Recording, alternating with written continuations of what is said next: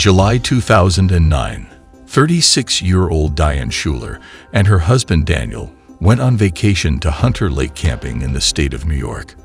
They brought along 5 children, their daughter Erin, son Brian, and 3 nieces, Emma, Allison, and Kate. They had a great weekend, and on July 26, it was time to return home.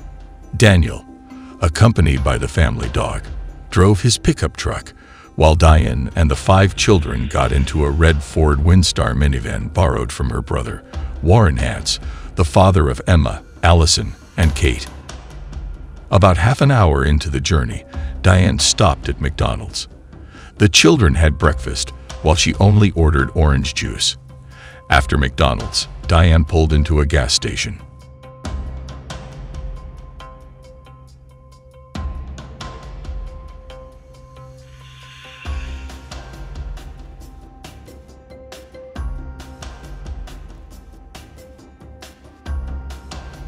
Inside, she asked an employee if they sold pain relievers, receiving a negative response. Diane returned to the car and drove away. Later, several witnesses would say they saw the red minivan driving erratically on the highway, flashing lights, honking, and abruptly changing lanes. Shortly before noon, the minivan was spotted on the roadside. Diane stood beside it, leaning forward with her hands on her knees, as if she were vomiting. After some time, she was seen sitting on the roadside guardrail. According to one witness, Diane seemed unwell, possibly experiencing abdominal discomfort. Later, Diane called her brother Warren, speaking incoherently and mistakenly calling him Danny, her husband's name. She mentioned feeling disoriented with blurred vision, and he heard children crying in the background. Warren asked to speak to Emma, his eldest daughter. She reassured him that they were fine, but something was wrong with Aunt Diane, and she couldn't see clearly. Warren then asked to speak to Diane and instructed her to stay put while he rushed to meet them. 10 minutes later, someone made 3 calls from Diane's phone to the wrong number. Subsequent attempts to contact her were unsuccessful, as calls went to voicemail. It later turned out that she had left her cell phone on the roadside, where another motorist found it later. 20 minutes later, the woman turned off the road. The problem was that this road had one-way traffic with signs warning against entering, but she ignored them. Additional signs a few meters ahead warned drivers about the wrong direction. Despite the warnings, Diane ignored them and ended up on a busy highway, traveling at high speed in the wrong lane. Soon, an influx of calls inundated the emergency number from drivers who witnessed the alarming spectacle. 911. Hi, I'm at the Taconic Expressway. There's a car going like 70 miles an hour the wrong direction. State Police 911. Yeah, you got a guy driving south on the north-south Taconic Parkway. It's a minivan. State Police 911, where's your emergency? Hi, I'm on the Taconic, just hang on the straw now. The van that's going southbound? Yeah. They're going out for it. The minivan continued to travel in the oncoming lane at speeds ranging from 70 to 90 miles per hour. It is difficult to imagine what the children inside the vehicle were feeling at that moment.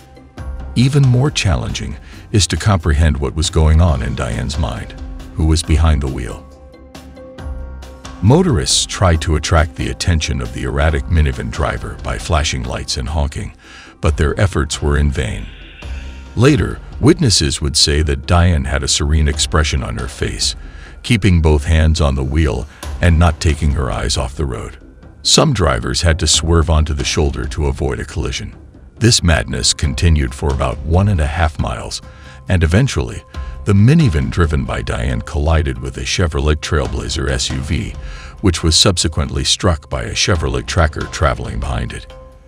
After the powerful impact, the minivan flew several meters and came to a stop on the grass, catching fire.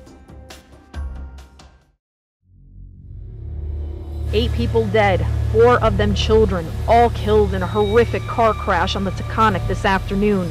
Police say the driver of that minivan drove down the wrong way and then hit a Chevy SUV head-on, killing 3 adults inside that car as well.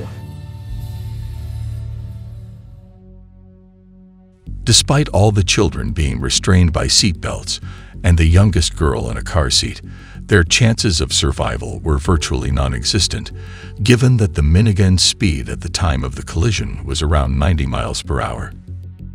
Diane, her 2-year-old daughter Erin, and her nieces Emma and Allison died instantly.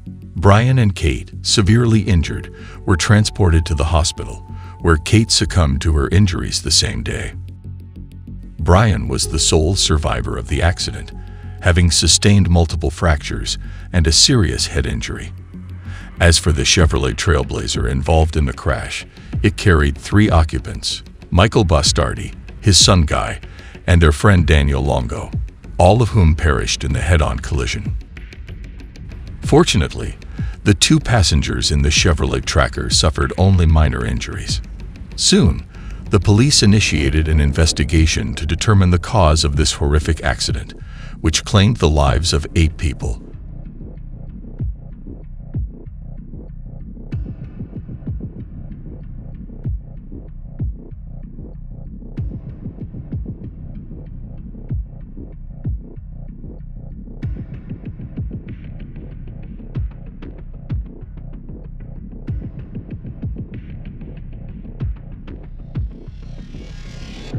The public was interested in one question: what compelled Diane to drive on the wrong side of the road with a minivan full of children? Diane's husband suggested that she might have suffered a stroke or heart attack on the way home. However, this theory was shattered when the police disclosed the results of Diane Schuler's autopsy. A toxicology report showed that the level of ethanol in her blood was more than twice the legal limit, and she had about 6 grams of unmetabolized alcohol in her stomach, indicating recent alcohol use. Additionally, Diane's body showed a high level of tetrahydrocannabinol, the active ingredient in marijuana. All of this pointed to Diane drinking alcohol and smoking marijuana shortly before the accident, although it remained unknown where and when this occurred. The cashier at McDonald's, who served Diane that day, reported that she behaved normally, appeared sober, and did not smell of alcohol. The gas station footage also showed no obvious signs of alcohol or drug impairment in Diane. An employee at the gas station confirmed that she was definitely sober. Perhaps the most crucial question in this case is why Diane consumed alcohol and marijuana on that day. According to one theory, she may have been suffering from severe tooth pain caused by an abscess, prompting her to seek pain relief or self-medicate with alcohol and marijuana.